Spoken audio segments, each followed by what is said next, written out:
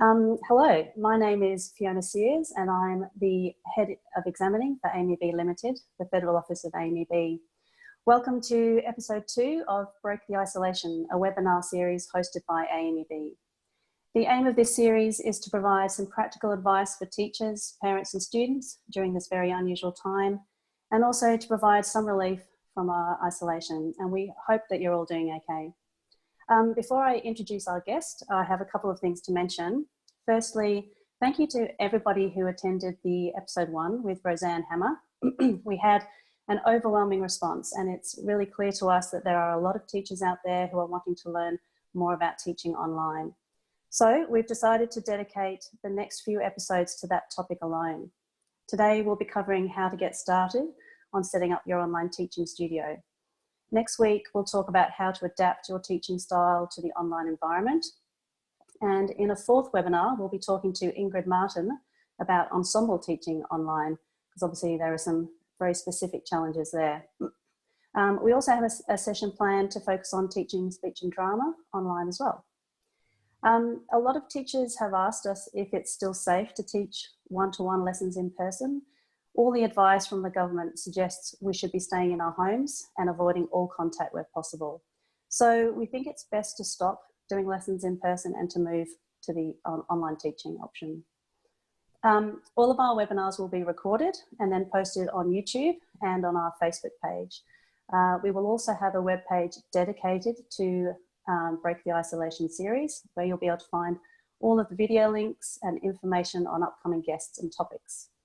We also have a page on our site called We're Here to Help, which contains lots of useful links and suggestions for online teaching and some of the other topics that we'll cover later.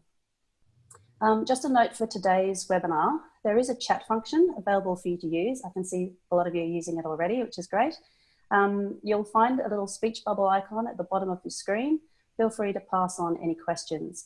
My colleague Leah is online and behind the scenes, and she will monitor any questions that come through.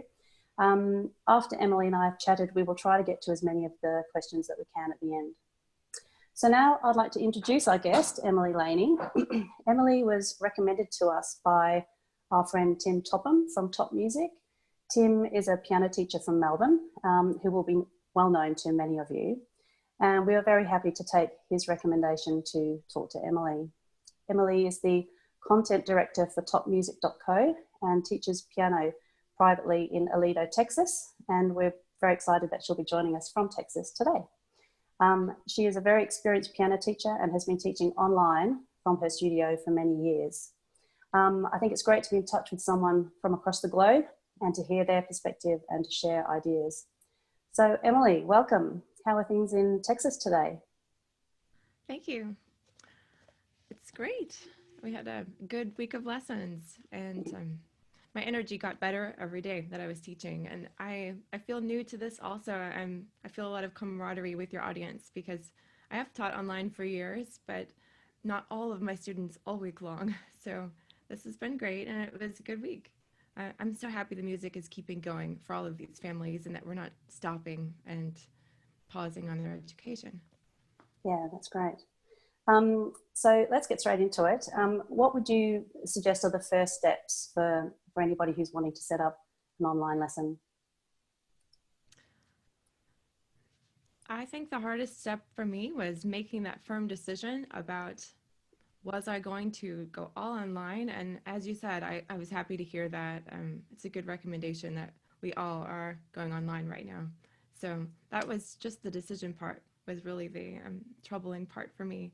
But then I sat down with my computer on a Sunday morning and wrote a PR email. And my first draft was really long. And I wanted to say everything I felt about how we would change and reassure them. And then I cut half the words out. And I just made a really simple communication. And because I thought of the parents, and they want less to think about. They want less decisions to make. They appreciate a clear plan. So I thought that was worthwhile, simplifying it all for them. Yeah, so the first step for you was to communicate to your parents that this is what you were going to do. That sounds like a very good idea. And can you step us through some of the platforms that you've tried and the ones that you use? Sure. I use Zoom And that is the standard for my studio. That makes it clear wherever, if you have one platform, everyone knows where to go meet you, and there's not questions at the last moment about, am I going to FaceTime you today, or can I text and find out at the last minute? So it's essential that you need to find the one that you're comfortable with, that you've tested on your equipment, and then go with that and be as clear, and less options, the better. I Yeah. use Zoom. Other people that are using alternates are FaceTime. If you've got an Apple device, that can work. And Skype is another option. It's probably, I'm listing them in order of preference. So I've heard some stability problems with Skype, but people do use it. If you have a good connection, then go for it. And there's a few others. There's WhatsApp, there's Messenger with Facebook, and a few other options. Google has one too, Google Duo, but those are more of the bottom level in my opinion. And I talked to colleagues all around the US and around the world, and that is the consensus in the field. Yeah, that seems to be what we've heard as well. And I know some schools are using Microsoft Teams, which is another option. Um, I know you've mentioned YouTube. How does that work? YouTube is my backup. I love it. I have a clean Okay. system. So with my studio, I have 32 students in the week. They're meeting on Zoom. And if you can't make it, or if you have technical difficulties, then I do a video lesson instead. And I'll shut down the phone call, and I'll take it to video. I'll put it up on YouTube, and then they get a link. Fantastic. Sounds great. Um, so what about the gear? People are really interested to know what equipment they might need in their studio, and then maybe we'll talk about what you suggest the student has at home. I think that it works best if you have a laptop. That would be ideal. So do use that. Think about you needing to plug in peripheral devices like mics or overhead cameras or things if you need that, which you don't have to, but it's nice to have that option. So start with a laptop. You need some basic furniture where you can prop it up. So right now I have my laptop. It's really at chin level, and that is going to show your student the best. And also they get the clear view of your face. It's not bad if you're teaching all day either, because you don't want to be staring down or staring way up. You'll hurt your back that way. Yeah. Yeah, so the laptop, you need to have the platform that you've chosen. And it's helpful to have a mic if you've got one, but I would throw it out there. Put $100 as your cap for the investment initially. If you go and spend extra, you're probably going to buy something you're unfamiliar with and struggle to use it, or I wouldn't overinvest in gear, really. And hopefully there's a few online stores that are still open, so where Yes. people can actually purchase this stuff. I know the shops have been pretty wiped out of a lot of gear, but hopefully teachers will be able to find what they're looking for online. Mm-hmm. So any other tips about the actual setup of the studio, as far as positioning of the camera and the angle onto the keyboard or your teaching space if you're not teaching piano? Sure. I think it's very essential that you get it set right, because all of your students, it's worth it to them. So really fuss and take the time to, pinpoint the best way to put your device up and the side view, test your sound, and get someone that you trust to troubleshoot your sound. And then I would spend all the energy up front with your setup, and then take it easy with your students. Some of them are going to be distracted or sharing devices with if they've got multiple siblings, they might be doing school on their best devices, and all your student has is the phone left over. I've had that. Yeah. So that's where I would So, focus. Yeah. okay, that sounds good. So, what advice would you give to your parents for their setup in their space? What do you think the student needs? I give 3 options with my families. So I said I sent that really short, friendly, to the point email, and I sent a graphic with it that it's less for them to read. They can just see the pictures of what their choices were. So I said, please have a laptop. That's the first choice. If you can't, you could use a tablet. And I have a son. So I took him to the living room, and I had him show. I took photos of, here's my son with the laptop, and I took a picture and sent it. And then there was a different setup for the iPad, and then there was another way to set up with the iPhone. So those were my three, and I just told people the preference. Yeah. Okay, that sounds great. So anything else on the props or the equipment? I do think as a teacher, you need to have some props. It's a visual-based medium to teach, and the sound is limited. You're going to have however good your computer or their computer is. And so rely more on your teaching by having some visual props. And some of that can be your body language or your TPR or total physical response. I'm using that a lot today because I want to fill up this space here and engage the viewer a little more. That's low cost. It's low mess. It's very good. And it can help you cut you down on the talking back and forth. I also use some visual stuff. I have one or two props I go to a lot, like a keyboard I can show. So simple props. They're not expensive. They're not fancy. They really help. That's fantastic. Yeah. Is there anything else you wanted to talk about on the sort of the setup before we move on to maybe some of the troubleshooting issues that invariably come up? Yes. For me, when I start the day for teaching, I'll have 7 back-to-back lessons and there's no breaks. And so whatever setup I do in that first half hour, it has to be good because I don't have time to pause someone or go look for their books. And my system, I just use an actual menu board. So I go out a little early to go teach and I'm writing their plan, just the name and the books they're going to need, and then the ideas. And that way I really can spend the view time looking at my student and not searching notes or going off. It doesn't look so good if you have to leave your chair. So yeah. So some of the things that might go wrong in the middle of a lesson, maybe we could talk through some of those and how you work around it. The obvious one is bad internet and bad connection. Have you had, what do you do in that sort of situation? I have tips. I've had every problem there is this week, and it's okay. I think you have to expect that you are going to have every problem. It will come up, and just expect that you can rely on your creative self to solve it.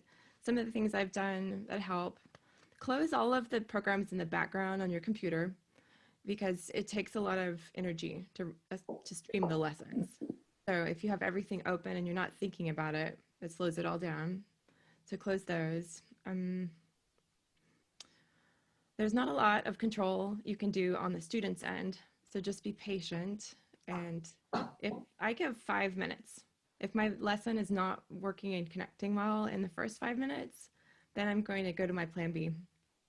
That way, they're not getting upset. After 5 minutes, their emotions start to get hot and they're looking to you to solve it. So I just have my plan B ready. Yeah, that's such a great idea to have that plan B ready to go. I think it might be something that some teachers may not have thought of, and just to have that sort of that backup, that if all fails with your online lesson, that you're still able to then deliver a lesson to that student and they're not going to miss out. I think that's a great idea. What about, the sort of day-to-day of students actually turning up? Do you have a sort of reminder system to help them sort of handle their schedule, and what do you do when people don't show up? Yes. Well, an ounce of pre-communication solves so many problems. For me, I have upfront told people where they can go to get the link for my Zoom meeting, and you need to decide. There's 2 ways in Zoom. You can either have an open one meeting link, which is almost like a phone number, and you're going to give that out and use your waiting room to admit students in and out, and they're all using the one location. The other way to do is you can set a recurring meeting for each student, and they'll have their own private link.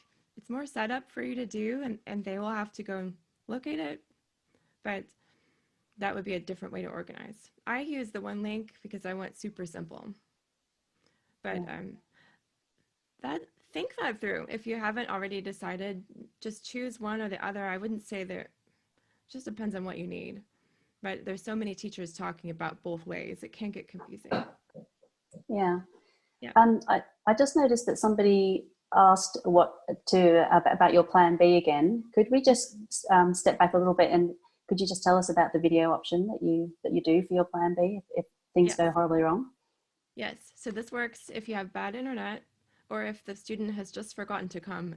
They didn't get there today. I wait about 5 minutes to see if it can work, and then I will go to my plan and teach their lesson in under 10 minutes. So it's more of a bite-sized lesson, and I still use that original time. I'm not going to stay late in the evening to do it. I'm going to do it right then. And I record it, and you can save it in Zoom, upload it to YouTube. What you need is a private, or actually it's the unlisted link, and then you have a URL that you can send, and you email that to your student. Okay, that sounds great. So you haven't taken up any more of your time. You've done that lesson within your scheduled time. So it's not an extra thing that you have to do, would you say? Yes, that's my big takeaway. Since teaching for 3 years online, that's the number one thing is you need to do all of the work in their original appointment, because you can't scale that. If you're staying late every day and it's always taking too long, you'll burn out as a teacher and you won't want to teach online. But if it fits, if you can get a lean and mean system, then you can keep doing this long term. Yeah, great. What about music? It's another question that we've received a lot. How do you handle the fact that the student might be reading from a book that you don't have in your studio, or how do you go about the sort of sharing of scores and music? Yes, I teach a combination of classical repertoire. So if I don't have that classical piece, then I'm going to go onto the public domain, and if it is, I don't know, it's 1950 or earlier, you can get it if it's public domain. And if it's original music that's newer, sometimes I've taught it by ear. I'm relying a little more on remembering how to teach it, that's kind of creative. I like that right now. But there's also apps. So if you're using a method series and they do produce an app, you can a lot of times find the music in there. That's one way. And then check with your publishers. So some of them have got studio license, and you're able to use that legally. So that's a method. If you just flat out don't have it, you need something else in your back pocket, and I'll go to that usually. Okay, great. So for all of our AMEB teachers there, they will know that we don't have licenses to produce our music in digital version, just because we have so many composers who we have licensing agreements with. I will mention actually for our Rock School users, those people who are teaching the Rock School syllabus, digital versions of all of the Rock School syllabuses are available from the RSL website, the UK website, so it's rslawards.com. So they can actually purchase those copies of the music, and they also have an app replay which you can view the scores through. So that's another option which really fits into the online teaching. Do you have any apps that you would suggest, Emily? Well, it's not a branded app to one method series. I do have a method series or two that they produce their own music online. That's nice. But I just use Fourscore on my app, my iPad. And if you have a copy that you've bought digitally, you can pull it up there. I love it. It's very fast, and I can locate a whole week's worth of people's lessons in there and organize it. And you can turn the pages quickly. So that was Fourscore. That's fourscore.co, isn't it? I think that's where you can find that one. Yes, it's a good app. Also, if you have a flipped lesson where maybe you've got a very advanced student and they want to turn in a clean, excellent recording to you, or you're preparing for there will be an examination later in the year and you do need to help them. What I would do with that kind of student, flip it, have them record their video, send it to you, and then go to your app like Fourscore or any PDF you can mark up and mark the score. And then you turn your feedback to them and you can explain it. That's a beautiful way if you have advanced students, because the audio is not always wonderful with the back and forth. I can give tips if anyone wants to know about the audio. I saw that in the chat. Yeah. Yeah, a couple of people are asking how far would you place an external mic from the piano? And also they notice that you're not using headphones. So Mm-hmm. there's sort of two audio questions. Obviously you find that that works for you. Yes, you don't want to have your mic too close to the instrument, and they say in the recording world you don't need to play into the mic, so it should always be offset. And you mentioned that there's some instrumental teachers on board. It's especially key if you have a saxophone or something more hot. So put the mic offset. I have it at a 90-degree angle here. You can kind of see my mic. It's not. Don't put it onto your piano. And um, Yeah. let's see. In Zoom, there's a technical switch you should do. Go up into your settings and audio, and then you need to go to the advanced and untoggle. Remember that Zoom was made for business meetings, and what they do is try to suppress down the background noise, which that would be your pianist. So if your student they begin to play and it's cutting out, that's what your problem is probably. To go into your audio and uncheck those. It will say intermittent sound. You need to disable it. Wow, that's great. Yeah, good tip. We might just move on. We've got two more little things to cover before we just focus on the questions. So the issue of getting paid, how is that varied for you, and what advice would you have for teachers about the payment between you and the parents? Well, if you were thinking about making payment updates, this is the perfect time to do it.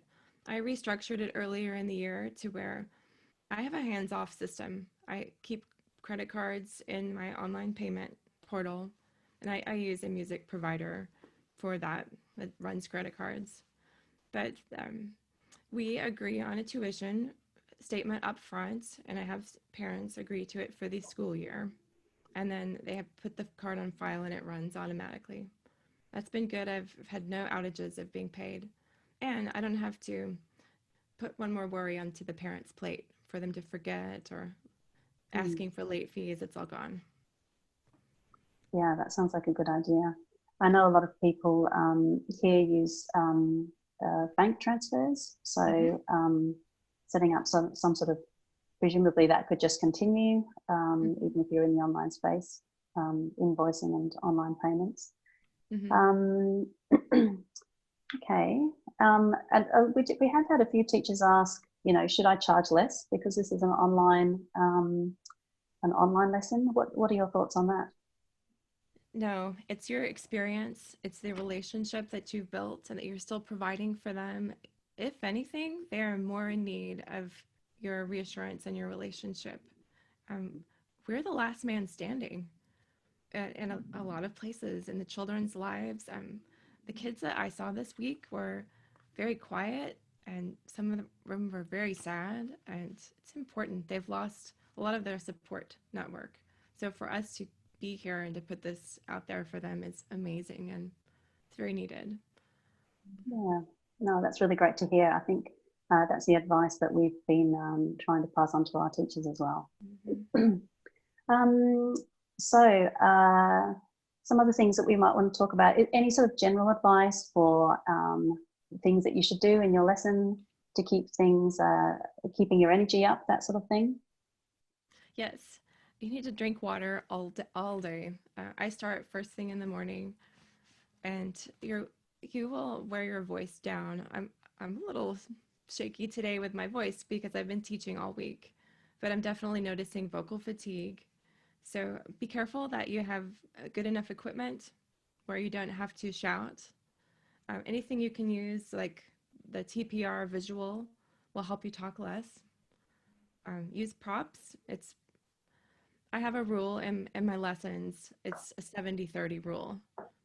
Or if it's a preschool younger student, then it's a 50-50. But I will talk no more than 50% of the time, and I want them to play. Yeah. I think what you said about it being such an important relationship is so true. You know, there's not many teachers who get to spend half an hour one-on-one with students, and I think it's lovely that you're managing to keep that relationship going. So any final advice before we move on to questions? I can show my keyboard view if anybody's curious. So Oh yeah, that would be great. That's what my students get in a lesson. I'm just using Zoom, and I've swapped to my keyboard view right here.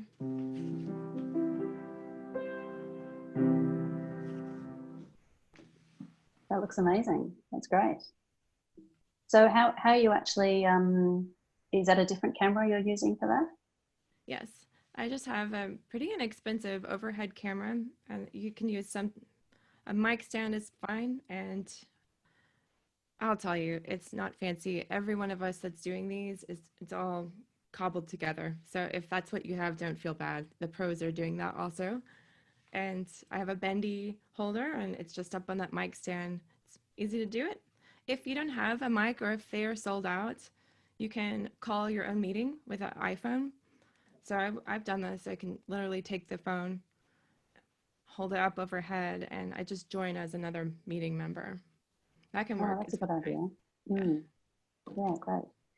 So it's a bit hard for Emily to show us, but she has a stand next to her, and on top of the stand she's put her second webcam camera to get that keyboard view. Yeah, I can. Can you show us?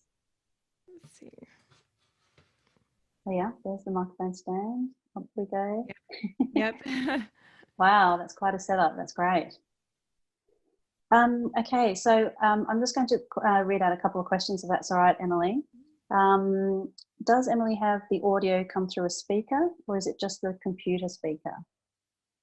I'm pretty simple. I'm using the computer, and it's fine for me. You can use a speaker. Yeah. I would avoid Bluetooth. So if you're going to use something, wire it in, because the more Bluetooth and things, it can make your latency or your lag, the delay of the sound, that can affect it. Okay. I have a question here. Hello, she says, or he says, I'm not quite sure. I live in a regional area near the border of Victoria, and I have a few students from large families. How can I convince parents that Zoom is worthwhile in their busy family day? Wow, that's a great one. My cousins are a large family, and they are so excited that their piano teacher moved across the country and decided to open up online, because they're busy with all the other things in the household. So it's a benefit in her mind. My cousin, she's got her homeschooled children all taking the online lessons. It's a valuable service. Yeah. And Zoom is free for, short amounts of time, isn't it? So there's no financial outlay initially for the parents, is there? Nothing. Yeah, it should be free. Yeah. Great. Somebody's asked if you would be willing to share the letter you sent to your parents. I might leave that one for you to answer offline, just in case you would rather not. Do we have any other questions coming through? I know there are lots of questions appearing online. I don't know if you can see those, Emily. Yeah, that's neat. Yeah. I could tell you, be sure and use this feature. I'm going to swap to my share screen. Okay. I use this a lot, and now I have a shareable screen up here. If you want to draw, you can easily do that with your mouse and show someone. This week, I kept teaching staccato. So I would show it and then ask the student, what's the word for the symbol? We would type it in.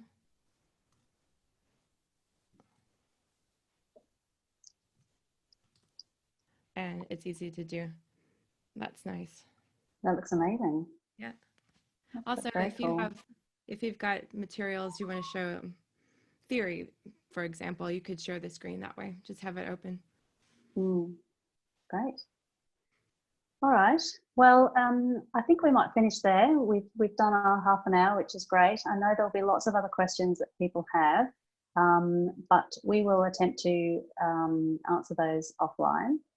Thank you all so much for attending. As I mentioned before, we do have our help page set up on the AMEB website, and we will send you a link to that page shortly, and in any of the emails that you receive about the Break the Isolation webinars, that we'll put that link to that webpage in there. So the next episode, we will go into more of the detail about how to adapt your teaching. So some of the things that Emily touched on today, we'll talk about those a little bit more. Our guest for that webinar will be a non-piano AMEB teacher. So it will hopefully help some of the non-pianists out there get a different perspective on how people are teaching their students. So look out for announcements on that. If you have any inquiries about these webinar sessions, please contact the Federal Office at the following address. It's an email address. It's online@ameb.edu.au. If you have any questions about AMEB exams or your enrolments, the best people to talk to are your local state officers. So they will have all of the most up-to-date information, so please contact them if you have an exam question. Anything you want to finish with, Emily, to say goodbye? I'm glad. I think that once you get the hang of this, you will find it so valuable that you have this in your skill set for teaching. It brought back time that I didn't have when I learned how to teach this way, and I love it. And now it's more valuable down the road too. So go ahead and try it. I think if you wrote a letter to yourself a year down the road, you're going to be saying, I'm really glad I did this, and it was worth doing. Yeah. Oh, that's wonderful. Well, thank you so much for sharing your expertise. We really appreciate it. And I think hopefully we've all learnt a lot. So thank you, everyone, and we'll see you next time.